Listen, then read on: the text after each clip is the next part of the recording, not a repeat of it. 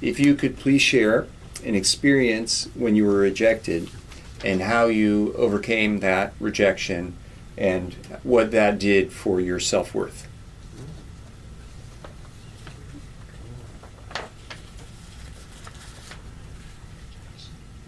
Jack.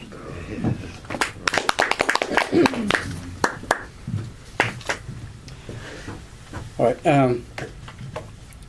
2001, I used to work for a large American corporate called CH2M Hill. And after 2 years of working there, I was an engineer, and I was asked, hey, we have two career paths. One is going into technology, and the other one is going into management. So which one do you want to choose? So 15 years from that point, I've been in management and as an entrepreneur. So my original inclination was, hey, I need to choose the management route. So I applied for this career path. So I went to a person for an interview inside the organization, and the person asked me questions. Are you a PMP? I'm like, what's a PMP? So I started from there. So it's like, well, PMP is a project management professional. Okay, I didn't know that. This was back in 2003. And I asked this person, so why is that important? Well, have you read the Yellow Book? I'm like, okay, what's an Yellow Book? I know Yellow Pages, but I don't know Yellow Book. And this person is like, well, Jack, shame on you. Yellow Book is a Bible for our organization, which is written by the founders of this company. And that clearly states some of the very fundamental aspects how we run our business. And if you turn to page 7, and that tells you that this organization, if an administrative person leaves, we will be affected for a month until we find a replacement. But if a project manager leaves, we have to shut down our business. That's in page 7 of the Yellow.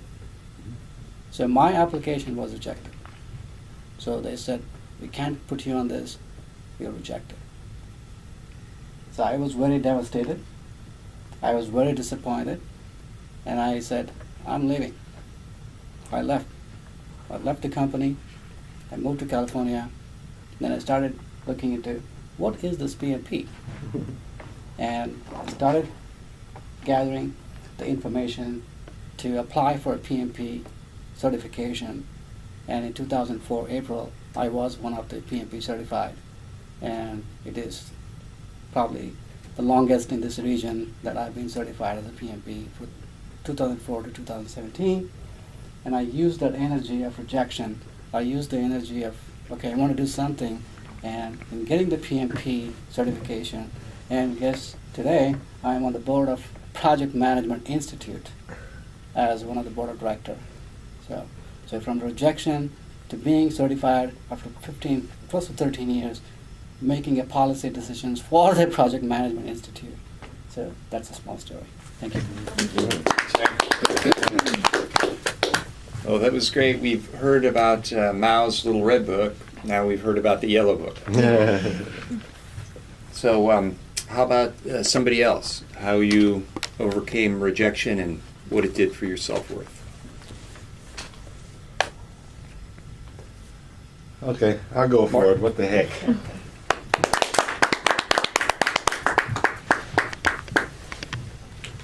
I'll go ahead and keep my own time. What the heck? I'm double tasking here. I think it's a great word. We talked about rejection, and how can I say this? One of the good things that we miss sometimes when we are rejected. So back to the scenario, I asked Jen, "Can I borrow $100?" And she says no. Well, you know, sometimes, not all the time, but sometimes it's a good thing to ask why. Because that could lead you to some other opportunity. Jen might say, you know, Mark, I don't have $100 on me. But you know, Igor does. So I can go over to Igor and say, Igor, man, I really need $100. Do you have $100? And you may say, yes. So, or no, but you may say yes. Yes. I have a good inkling that you may say yes. So you say yes, I'll get my $100 and I'm good to go. But I wouldn't have known that if I had not asked Jen the question behind the rejection. Everybody say rejection. Rejection. The question behind the rejection can lead to an opportunity. I do a lot of, how would you say, prospecting when it comes to speaking, and I contact events that use speakers, and I get a lot of rejections. And I used to think, oh well, no big deal. They didn't want me for whatever reason. But now I'm starting to ask the question, is there any particular reason why you didn't choose me? Now I have more insight when I contact them the following year. So just something to keep in mind if you are rejected, maybe from a job, maybe even from a love interest. You might say, you know what, why didn't it work out with you and I? That insight could lead to another opportunity or just more knowledge so we can make a better decision next time we are rejected. Thank you. Oh, sorry about that. Thank you. Yep. So I think it's a topic we can all relate to, and I think we have time for one more. Sure. Lily, how about it?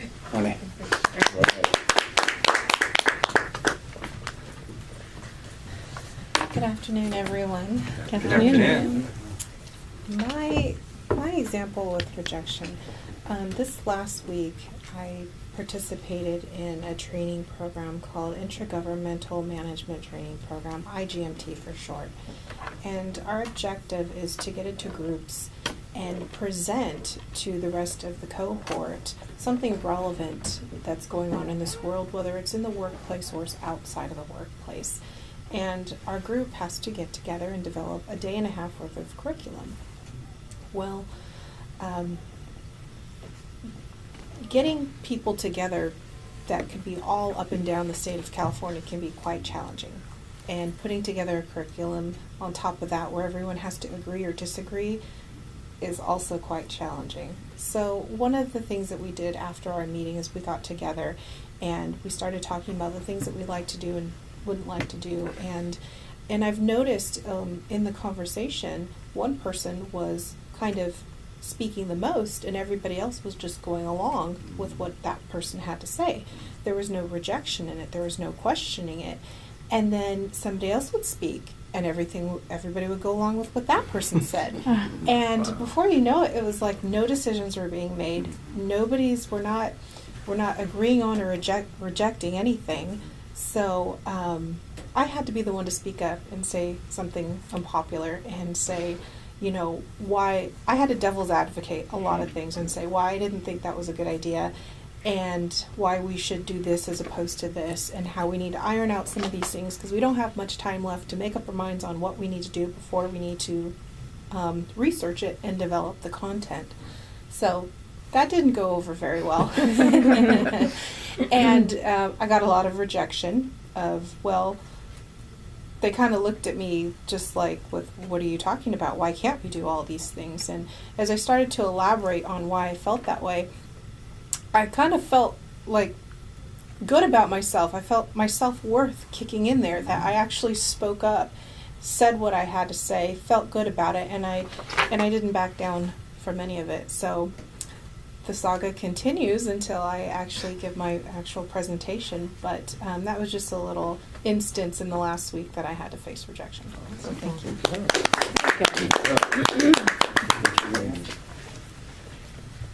All right. So I think I will return control to the Toastmaster. All right. Thank you, Carl. Good job. We all have stories of rejection, and lots of times it's what good can we find in it? And that's to have an attitude of what's the good in this. It could be finding self-worth. It could be finding another way. It could be, just sending us on another direction that will lead to another career choice. So thank you for sharing. Mark, would you like to mention how the timing on each person's talk? Okay, our first table topic participant, Mr. Jag.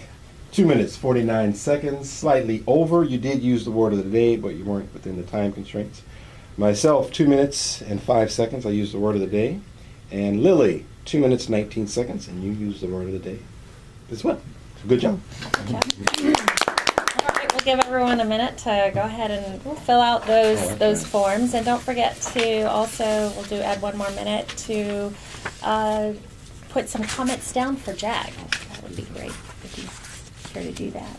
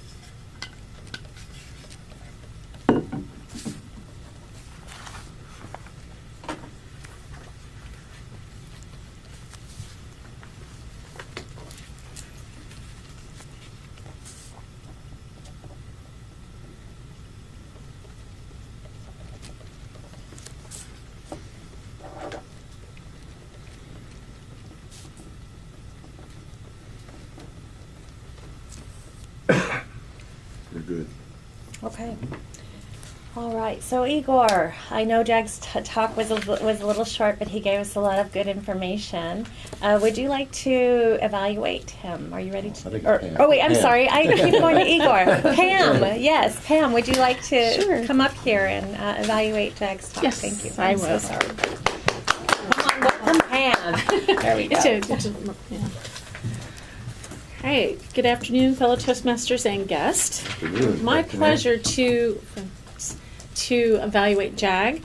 I think it's always amazing when someone, and it shows how comfortable you can feel in this club to be able to come up and to do an off-the-cuff speech like you do, and you're always willing, and most of these members are, you'll get up there and just be able to speak. With that said, your topic was so, I loved it. I didn't know where you were going with that. An important tool and critical, and then ask. And at first I didn't catch it. And so showing with the fear of rejection, it went right in with the word of the day, which was a good tie-in. And I saw you come in and start writing. So I think you were getting prepared just if there wasn't a speaker to do that. So it's always good to sit up and to do, to be available and to know and to practice. I'm going to do, it's called the layered evaluation. We've all talked about the sandwich, and this is similar to that, where you have the praise, the areas for improvement, and then specific suggestions. That way the speaker can go ahead and use that for their next speak. And one thing that I picked up when I was researching these, it said an evaluation like this every day would make a very strong and healthy speaker. So just being able to come up with that. I liked your examples, specifically the one about men not asking for directions. That's, we all know that on the top of our head and find it amusing, and that a lot of the times it is the case. And to break it down with the fear of being rejected or not getting the answer that you might want.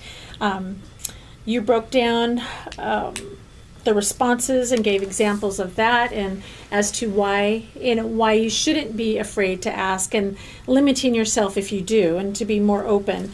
That it's not going to be a loss of self-worth, which was what rejection and the self-worth would be. So you had good eye contact, your voice level was good. A couple times you were standing, and you tend to stand like this, and so, but then you have it was on top of that, and you'd have the good the hand movements. It's a great topic for a much longer speech. You will go ahead, and I think you've got the great basic of the good structure. You'll be able to bring in more examples and to go more in depth with that. And it was the topic, like I said, we've all been there. So, and it instigated conversation, which was also very good. So thank you very much for stepping up and doing such a great speech today. All right. Thank you. Fantastic. Okay, before we get to general evaluation of the meeting, we're going to go ahead and move into sharing information, or should we finish? Let's see. Just share information. Yes. So yesterday we had our board meeting. We have I don't know. We've had one. It's really hard to get our members together because they're Sorry. so busy right now. I didn't make that. No, it's okay. It's your job. You've got lots going on, and since our board members are very active and very busy, I appreciated them showing up for the time they did yesterday. It was actually really productive. We got a lot of information done. Let's see. So let me grab my. Yeah. Did you want to start with that? Oh, sure. Okay. I'm gonna actually have Mark. There you go. Nice. I'm going to have Mark start with some of the things that we went over. So go ahead. Yeah, just go ahead and introduce that. Let them know that this Sure. and what, and then lead into how we're going to transition. Sure, no problem. Everybody does have a handout. Ms. Lily, you have a handout? Here. You have one there. Somebody grab me that handout right there. It's thick. Okay. And real quick, I'll try to keep this about maybe 3-4 minutes. The current curriculum that we have now in the district or in Toastmasters with the CCs and the CLs, DTMs, all that, that's going to be changing. And it's going to be changing to this new thing called Pathways. And they haven't released a lot of information about it yet. So, in essence, as we get more information, I believe our area director will be coming to give information on this, more information, because there's not much out there as of yet. So just to let you know, if you're working, let's say, on a DTM, okay, or a ALC, ALS, if you're working on some of those, that's not a problem, but what's going to happen is this is going to roll out concurrent with what we have now, okay? And eventually, what we have now is going to stop. It's about 2 years or so, give or take. And then the pathways will continue. So both these paths will be going at the same time. The one we're currently on now. So if you're looking to get a DTM or ALS or ALB, you have a time limit because they will not offer those after about 2 years, just to let you know. So it'll be at the pathways, and whatever's down this pathway is what will be offered. So I just want to kind of let you know, you kind of read through this really quickly when you get time. Secondly, if we go to the handout, the third page, we'll talk real briefly about what we currently have, leadership, and we have communication paths. And on here, what I show for what your progress is, I don't know if that's up to date or not up to date. So if it's not up to date, please shoot me information on JAG. You've shot me information, and I need your help on this. I've only had, honestly, maybe 3 members shoot me information on where they're at, and maybe they've done something I don't know about. Maybe you spoke at another club. I mean, you could have done that. That's fine too. So shoot me your information on leadership track. That's the CL track where you do general evaluations, table topics, Toastmasters, things like that. Then you have the communications track. That's the 4th or 5th page. I kind of looked back through. And this is just kind of a chronicle of your speeches. Again, Jag had sent me his information. And I need to update that information so we can credit it toward our DCP goals, our Distinguished Club Program goals. We are very close to becoming distinguished this year. We really need one more